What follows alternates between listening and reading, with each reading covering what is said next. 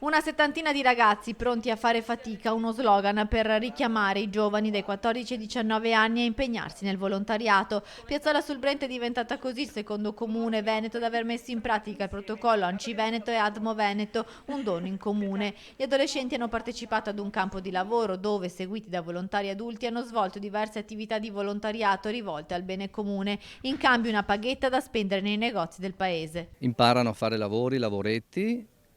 passano una giornata insieme e soprattutto poi per loro c'è anche un bel dono, insomma hanno questi 50 euro che sono la loro paghetta, la loro ricompensa per le azioni fatte che spendono nelle attività commerciali qui del territorio. Ma per gli adolescenti è stata anche e soprattutto un'opportunità per venire in contatto con ADMO e conoscere la realtà della donazione di midollo osseo attraverso le testimonianze di chi come Alice è stata salvata da questo semplice gesto. Io grazie a lui sono qua, che posso essere davanti a voi a cercare di convincervi, a cercare di farvi pensare, a cercare di farvi capire quanto voi in realtà siete importanti per tutti noi e per voi stessi.